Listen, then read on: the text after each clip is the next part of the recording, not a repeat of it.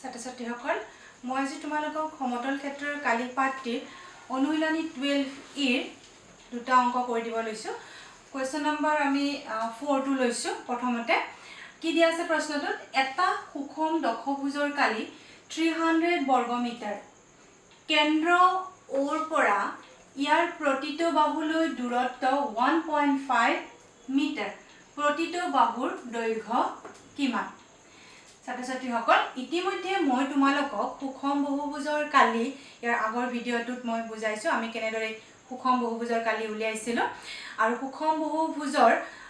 যেটো কেন্দ্ৰ বৃত্তটোৰ যেটো কেন্দ্ৰ সেই কেন্দ্ৰৰ পৰা বহুভুজটোৰ বাহুলৈ টনা দূৰত্বটো সেই দূৰত্বটো আমাক দিয়া আছে 1.5 মিটাৰ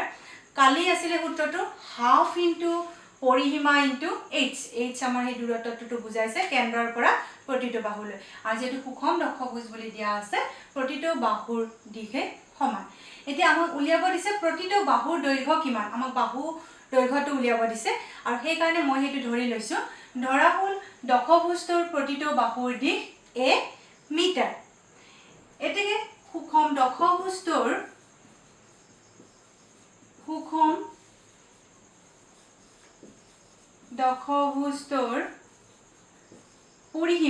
পৰিসীমা কি হ'ব যেটো এটা বাহুৰ দিশ a মিটাৰ পৰিসীমা সমান 10a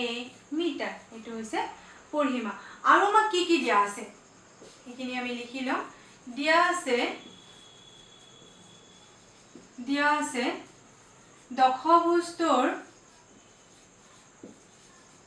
দশভুজটোৰ কালি আমাক দিয়া আছে 300 বৰ্গ মিটাৰ এটো আমাক দিয়া আছে আৰু দিয়া আছে h দশভুজটোৰ আমি h বুলি লিখো ইয়াতে দশভুজটোৰ কেন্দ্ৰৰ পৰা প্ৰতিটো বাহুলৈ দূৰত্ব h 1.5 মিটাৰ আমাক এতিয়া প্ৰতিটো বাহুৰ দৈৰ্ঘ্য উলিয়াব দিছে যেটো মই ধৰি লৈছো এতেকে সুষম দশভুজটোৰ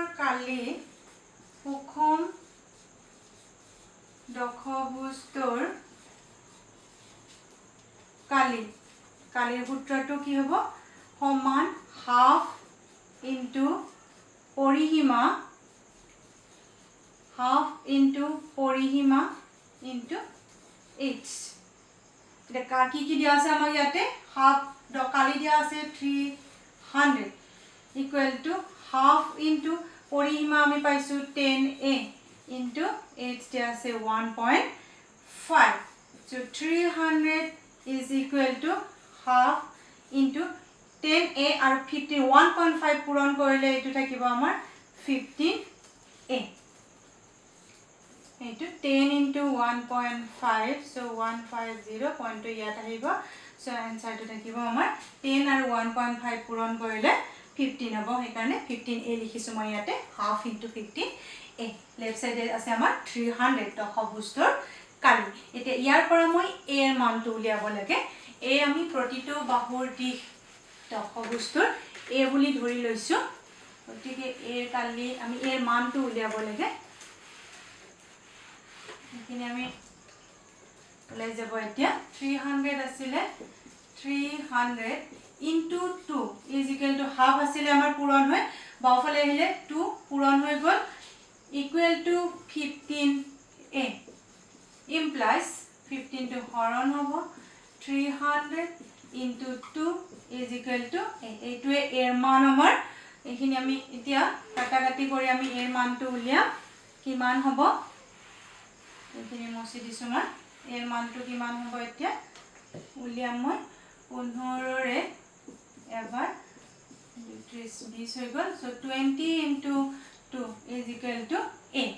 equal to implies 40 into a কি আছিল আমি এৰ মানটো 40 পালো a আছিল দশভুজটোৰ প্ৰতিটো বাহুৰ দিশ আৰু এটো আমাক উলিয়াব দিছে জমিতে লিখি দিম এতেকে দশভুজটোৰ প্ৰতিটো বাহুৰ দিশ দশভুজটোৰ প্ৰতিটো বাহুৰ দিশ সমান 40 মিটাৰ একক তোমাৰ মিটাৰত আছিলে 40 মিটাৰ এইদৰে আমি 4 নম্বৰ প্ৰশ্নটো কৰিলো অনুশীলনী 12 ই আমাৰ সুষম বহুভুজৰ ওপৰত আছিলে সুষম বহুভুজৰ কালি আমি আলোচনা কৰিছিলো আগৰ ভিডিঅ' আৰু এই সূত্ৰটো প্ৰয়োগ কৰি আমি অংকটো কৰিছো 4 নম্বৰ অংকটো এইবাৰ মই ইয়াৰ পিছৰ অংকটো লৈ যাম 5 নম্বৰটোলৈ প্ৰশ্নটো মই তোমালোকক লিখি দিছো কি দিয়া আছে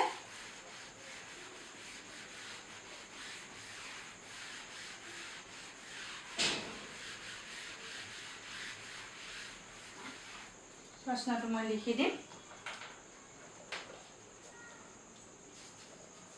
5 নম্বৰ এটা সুষম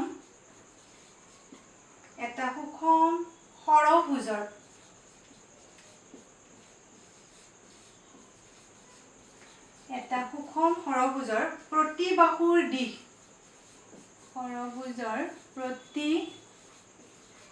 বাহুৰ দিশ 8 মিটাৰ এটা মোক দিয়া আছে 8 মিটাৰ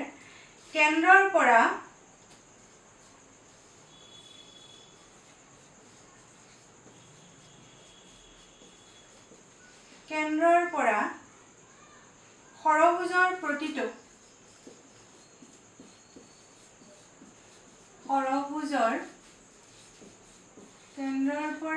ষড়ভুজৰ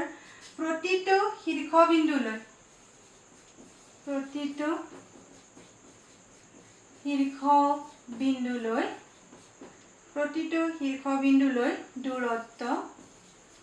দিয়া আছে আমাক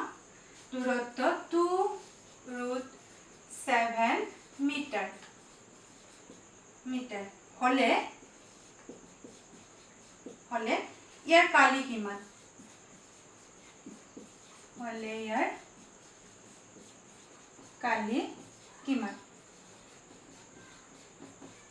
কালি আমাক উলিয়াব দিছে সুষম ষড়ভুজ এটাৰ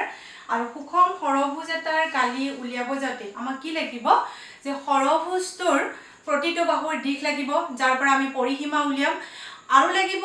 কেন্দ্ৰৰ পৰা ষড়ভুজটোৰ বাহুলৈ যেটো দূৰত্ব লম্ব দূৰত্ব সেই দূৰত্বটো আমাক লাগিব কিন্তু ইয়াতে আমাক কি দিয়া আছে আমাক ষড়ভুজৰ কালি উলিয়াব দিছে দিয়া আছে কি যে প্ৰতি বাহুৰ দিশ আমাক দিয়া আছে তাৰ পৰা আমি পৰিসীমাটো উলিয়াম আৰু আমাক কি দিয়া আছে কেন্দ্ৰৰ পৰা ষড়ভুজৰ প্ৰতিটো শীৰ্ষবিন্দুলৈ দূৰত্ব এইবাৰ আমাক শীৰ্ষবিন্দুলৈ দূৰত্ব দিয়া আছে আমাক বাহুলৈ দূৰত্ব দিয়া আছিল আগৰ ভিডিঅ'ত আমি যিবিলাক অংক কৰিছো সেইবিলাকৰ আমাৰ বাহুলৈ দূৰত্ব আছিল আৰু এই কাৰণে আমি h ৰ মানটো আমি পাই গৈছিল কিন্তু এইবাৰ আমাক কি কৈছে প্ৰতিটো শীৰ্ষবিন্দুলৈ দূৰত্ব গতিকে ইয়াৰ পৰা আমি কি কৰিব লাগিব বাহুৰ মানটো লম্ব দূৰত্বটো আমি প্ৰথমতে উলিয়াই ল'ব লাগিব h ৰ মানটো আমি প্ৰথমতে উলিয়াই ল'ব লাগিব আৰু তাৰ পিছতহে আমি কালিৰ সূত্ৰটো প্ৰয়োগ কৰিব পাৰিম মই ইয়াতে লিখি দিছো সমাধান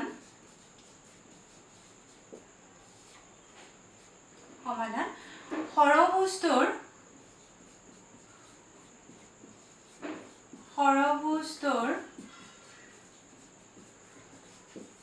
প্ৰতিটো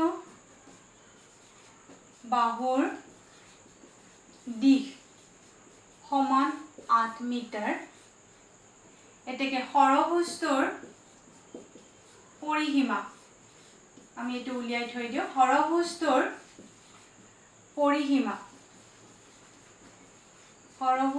পৰিসীমা কি হ'ব ষড়ভুজ যেহেতু ছডাল বাহুৰে আগুৰা ক্ষেত্ৰ 6 * 8 metre is equal to 48 metre এইটো আমি পৰিসীমাটো উলিয়াই থলো এতিয়া আমি উলিয়াব লাগে মই এটা ষড়ভুজটো আমাৰ এনেকুৱা ধৰণৰ মই ইয়াতে তোমালোকক দেখুৱাই দিছো আৰু সুষম বুলি কৈছে সুষম ষড়ভুজ হলে এই ষড়ভুজৰ শীৰ্ষবিন্দুৰে আমি এটা বৃত্ত আঁকিব পাৰো মই ইয়াতে ৰাফকে আঁকি দিছো এইদৰে আমি এটা বৃত্ত আঁকিব পাৰো আৰু বৃত্তৰ কেন্দ্ৰটোৱে ষড়ভুজৰ কেন্দ্ৰ হ'ব ইয়াত আমাক কালি উলিয়াবৰ কাৰণে আমাক কি লাগে এই বাহুবোৰৰ মান লাগে যেহেতু আমাৰ সুষম গতিকে বাহুবোৰ সমান এই কাৰণে এটা বাহুৰ মাপ দিয়া আছে আৰু তাৰ পৰা আমি পৰিসীমা উলিয়াও এই বাহুবোৰৰ যোগফলটো আমি উলিয়াও এটো হৈছে পৰিসীমা এটো আমি উলিয়ালো এতিয়া আমাক কি লাগে এই কেন্দ্ৰৰ পৰা বাহুলৈ দূৰত্বটো লম্ব দূৰত্বটো লাগে কিন্তু আমাক দিয়া আছে কি কেন্দ্ৰৰ পৰা শীৰ্ষবিন্দুলৈ দূৰত্ব এই দূৰত্বটো দিয়া আছে আৰু এই দূৰত্বটো এইটো সমান হ'ব আমাৰ এই দূৰত্বটো আমাক দিয়া আছে এইডাল সমান এই দূৰত্বটো আমাক দিয়া আছে এইটো দূৰত্ব দিয়া আছে আমাক কিমান 2√7 মিটাৰ এইটো দিয়া আছে 2√7 মিটাৰ এই দূৰত্বটো আমাক দিয়া আছে আৰু বাহু দিয়া আছে আমাক 8 মিটাৰ এতিয়া আমাক লাগে কি যে কেন্দ্ৰৰ পৰা সেই বাহুটোলৈ লম্ব দূৰত্ব গতিকে মই ইয়াতে এটা ত্ৰিভুজ লৈ লৈছো কাৰণ আমাৰ লম্ব দূৰত্বটো সমান হ'ব প্ৰতিটো ত্ৰিভুজৰে মই এটা ত্ৰিভুজ লৈ লৈছো আৰু লৈ সেই ত্ৰিভুজটোৰ ক্ষেত্ৰত লম্বডাল মই আগতে উলিয়াই লম মই লৈছো এই ত্ৰিভুজটো মই কেন্দ্ৰটো O ৰে নামকৰণ কৰিছো OAB এই ত্ৰিভুজটো মই লৈ লৈছো এইটো ত্ৰিভুজ ইয়াত সৰভুজ যেটো ছটা ত্ৰিভুজ উৎপন্ন হৈছে এই ত্ৰিভুজটো মই লৈ লৈছো এই ত্ৰিভুজটো OA 2.2√7 OB 2√7 কেন্দ্ৰৰ পৰা শীৰ্ষবিন্দুলৈ দূৰত্ব 2√7 এতিয়া মই ইয়াৰ পৰা AB লৈ এটা লম্ব আঁকিম ইয়াৰ পৰা AB লৈ এই লম্বডালৰ দূৰত্বটো মোক লাগে আৰু মই নামকৰণ কৰিছো ইয়াতে D OD ডাল হৈছে লম্ব আমাক লম্ব দূৰত্বটো লাগে কেন্দ্ৰৰ পৰা বাহুলৈ লম্ব দূৰত্ব এতিয়া এই লম্বডালৰ মই মান কেনেকৈ উলিয়াম যেহেতু এই ত্ৰিভুজটোৰ OA আৰু OB সমান ব্যাসাৰ্ধ গতিকে এইটো এটা সমদ্বিবাহু ত্ৰিভুজ আৰু সমদ্বিবাহু ত্ৰিভুজটোৰ কেন্দ্ৰৰ পৰা যদি মই ভূমি লৈ এটা লম্ব টানো সেই লম্বডালে ভূমিডালক দুটা সমান ভাগত ভাগ কৰে গতিকে AB বাহুটোৰ মাপ আমি জানো 8 মিটাৰ আমাক দিয়া আছে প্ৰতিটো বাহুৰ মাপ 8 মিটাৰ গতিকে AD বা BD কি হ'ব 4 মিটাৰ এইখিনি হ'ব আমাৰ এইখিনি হ'ব 4 মিটাৰ এইখিনি 4 মিটাৰ হ'ব এইখিনি 4 মিটাৰ হ'ব গতিকে তাৰ পৰা মই যিকোনো এটা ত্ৰিভুজ লৈ OD উলিয়াম OD হৈছে লম্ব দূৰত্বটো OD উলিয়াম চিত্ৰৰ পৰা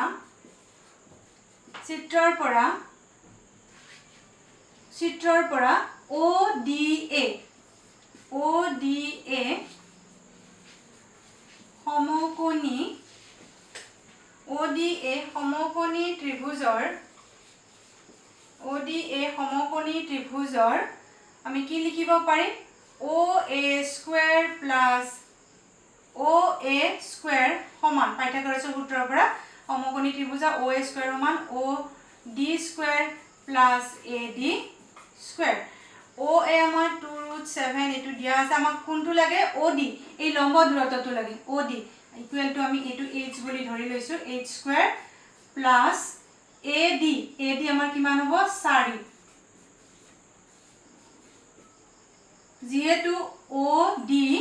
মইটো লিখি দিছো যেহেতু OD সমান h শীৰ্ষবিন্দুৰ পৰা কেন্দ্ৰৰ পৰা বাহুলৈ দূৰত্বটো h বুলি আমি ধৰি লওঁ গতিকে আমাৰ হৈ গল এটা আমি ইয়াৰ পৰা h ৰ মান উলিয়াম এইটো আমাৰ কি হ'ব স্কয়াৰ হ'ব 2 স্কয়াৰ ৰুট হোল স্কয়াৰ হলে 4 * 7 এটো h স্কয়াৰ থাকিলে আৰু এটো হল 16 ইয়াৰ পৰা এতিয়া মই h ৰ মানটো উলিয়াম আৰু h ৰ মানটো উলিয়াই আমি সৰভুজৰ কালি উলিয়াম ইতিমধ্যে আমি পৰিসীমা উলিয়াই থৈ দিছো h ৰ মান কিমান হ'ব আমাৰ এতিয়া 28 equal to h square plus 16 so 28 minus 16 equal to h square etu thakibo amar 12 equal to h square implies h equal to square root of 12 equal to আমি positive square root লম 2√3 h equal to আমি পাইছো 2√3 metre পাইথাগোৰাছৰ সূত্ৰ প্ৰয়োগ কৰি এই চিত্ৰটোৰ পৰা আমি উলিয়াইছো 2√3 মিটাৰ h পালো আমি পৰিসীমা আছিল আমাৰ 48 মিটাৰ এতিয়া আমি উলিয়াম সৰভুজৰ কালি এতেকে সৰভুজৰ কালি কি হ'ব এতেকে সৰভুজৰ